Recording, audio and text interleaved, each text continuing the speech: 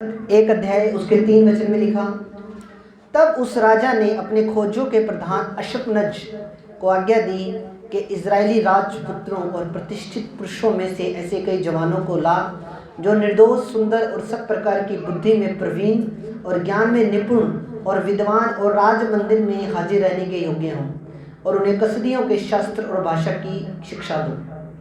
राजा ने आज्ञा दी कि उसके भोजन और पीने की दाख मधु में से उन्हें प्रतिदिन खाने पीने को दिया जाए। दाख मधु यानी शराब, ध्यान से सुना। दाख मधु में से उन्हें प्रतिदिन खाने पीने दिया जाए। इस प्रकार 3 वर्ष तक उनका पालन पोषण होता रहे। तब उसके बाद वे राजा के सामने हाजिर किए जाए। उनमें यहूदा की संतान से चुने हुए दानियल, हनन्याह, मिशाएल और अजर्याह नामक यहूदी थे। खोजों के प्रधान ने उनके दूसरे नाम रखे, अर्थात दानियल का नाम उसने बेलशस्सर रखा, हनन्याह का शद्रक और मिशाएल का मेशक और अजर्याह का उसने अबेदनगो रखा। परंतु दानियल ने अपने मन में ठान लिया था कि वे राजा का भोज खाकर और उसके पीने का दाख मधु पीकर अपवित्र ना हुए। इसलिए उसने खोजों के प्रधान से विनती की कि उसे अपवित्र न होना पड़े। परमेश्वर ने खोजों के प्रधान के मन में दानियल के प्रति कृपा और दया भर दी। खोजों के प्रधान ने दानियल से कहा, मैं अपने स्वामी के राजा से डरता हूँ, क्योंकि तुम्हारा खाना पीना उसी ने ठहराया है। कहीं ऐसा ना हो कि वह तेरा मुंह तेरे संग के जवानों से उतरा हुआ और उदास देखे, तुम मेरा सिर राजा के सामने जोखिम में डालो। तब दानियल ने उस मुखिया से कहा, जिसकी को खोजों के प्रधान ने दानियल, हनन्याह, मिशाएल और अजर्याह के ऊपर देखभाल करने के लिए नियुक्त किया था, कहा, मैं तुझसे विनती करता हूँ कि अपने दासों को 10 दिन तक जांच, हमारे खाने पीने के लिए साग पात और पीने के लिए पानी ही दिया जाए।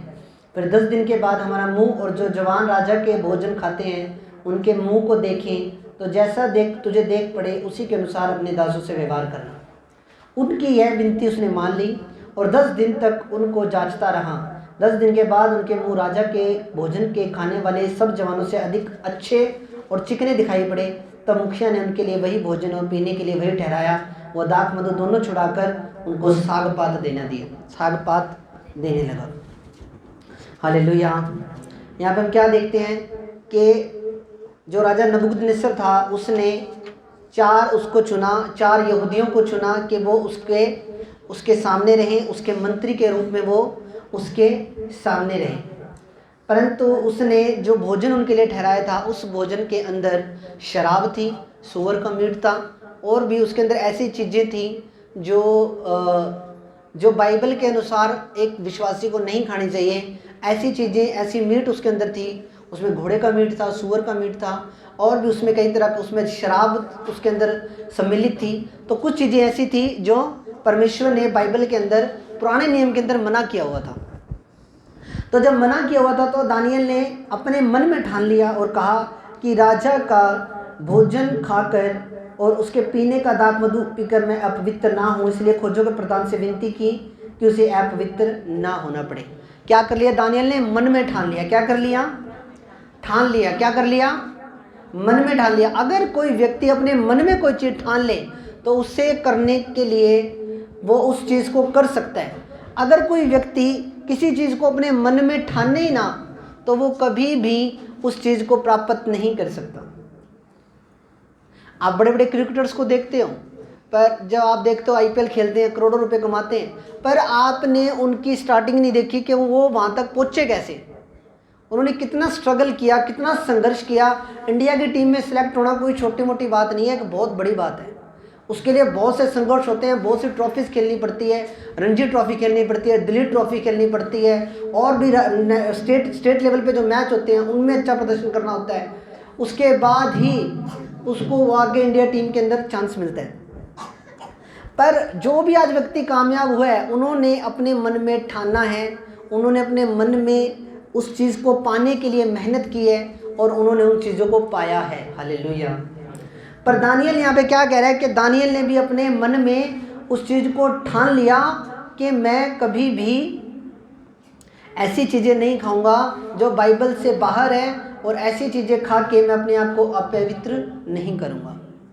आज हमारा प्रभु के लिए कितना का स्टैंड है। हालेलुया। प्रभु के लिए हम कितना का स्टैंड ले रहे हैं। कहीं लंगर चल रहा है, कहीं हम लंगर ने कहीं हमारे विश्वास को डगमगा तो नहीं दिया।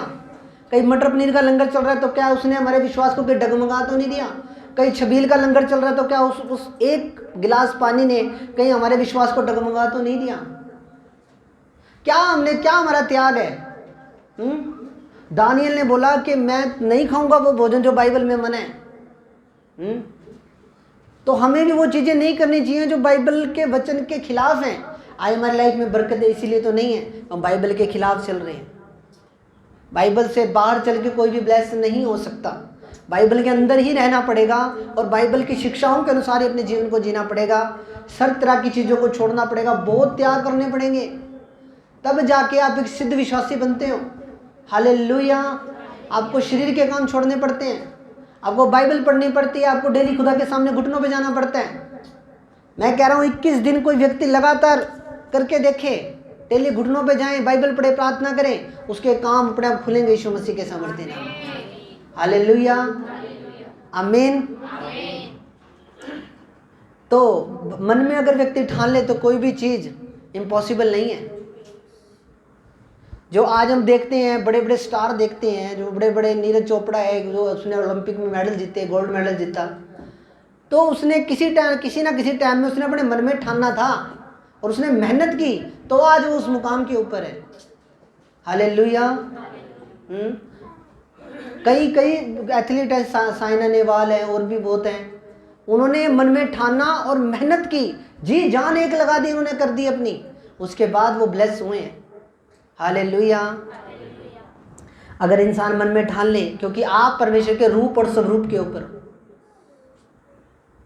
आप परमेश्वर के रूप और स्वरूप के ऊपर हो। मैं एक फेसबुक पे वीडियो देख रहा था, एक बिल्कुल खड़ी चट्टान है, खड़ी चट्टान के ऊपर एक व्यक्ति ने मोटरसाइकिल चढ़ा दिया सीधा, खड़ी चट्टान के ऊपर। देखो, मान जाओगे आप, खड़ी चट्टान पे। क्यों? आज इंसान ने बिजली बना दी, इतने बड़े बड़े आविष्कार कर दिए, परमाणु के प्लांट खड़े कर दिए, उनसे बिजली बना रहे हैं परमाणुओं से, और कितने बड़े बड़े प्लांट बना दिए, कितनी बड़ी बड़ी मिसाइलें उन्होंने बना दी, कितने बड़े बड़े उन्होंने मंगल ग्रह पे जाने के लिए उन्होंने कितने बड़े बड़े आविष्कार कर दिए।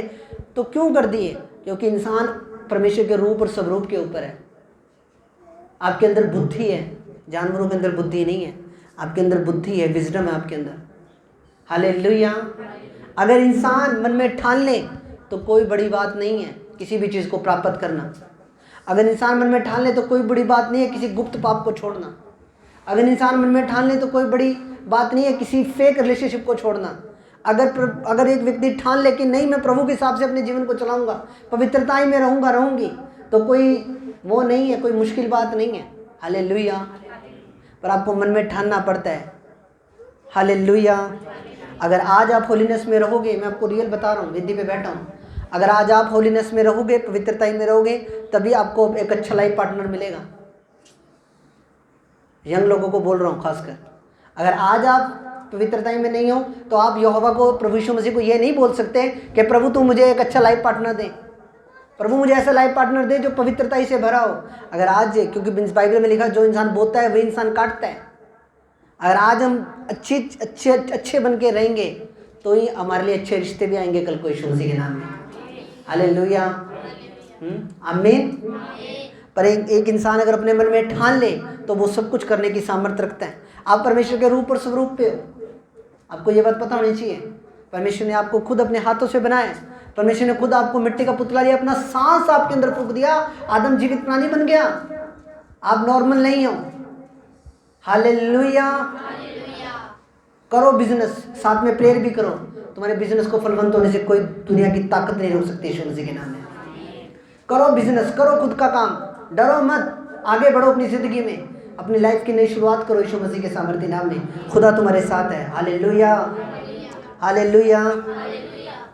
अगर कोई व्यक्ति मन में ठान ले तो उसके लिए कोई भी बड़ी बात नहीं है। अगर दानियल ने अपने मन में ठाना था तो परमेश्वर ने उसके ऊपर जो एक खोजों का प्रधान था, जो उसके ऊपर सुपरवाइजर था, उसके मन में फिर परमेश्वर ने डाला भी। हालेलुया। डाला कि नहीं डाला? हालेलुया। अगर वो कह देता आने दो भाई, दारू भी आने दो, बढ़िया यार, दारू पियेंगे, बढ़िया, राजा ने जो राजा खाता था वही भोजन से दानियल को दिया जाना था। अरे आने दो बीरे, आने दो दारू, आने दो चिकन मटन, आने दो फिश फ्राई, आने दो। तो आज हम दानियल का नाम इस बाइबल में पढ़ नहीं रहे होते। अगर किसी का नाम अगर बाइबल में कोई नाम आया है तो किसी वजह से आया है। उसने त्याग किया प्रभु के लिए, उसने खुदा के लिए सेक्रीफाइस को किया उसने प्रभु के लिए उन चीज़ों को छोड़ा है। और ये वही दानियल है जिसको शेरों की मांद में डाल दिया गया था, और शेरों की मांद में भी शेर उसको 1 इंच भी नुकसान नहीं पहुंचा पाए थे। इसी दानियल की मैं बात कर रहा हूँ। पर दानियल का रूल क्या था? दानियल 3 बार दिन में प्रार्थना करता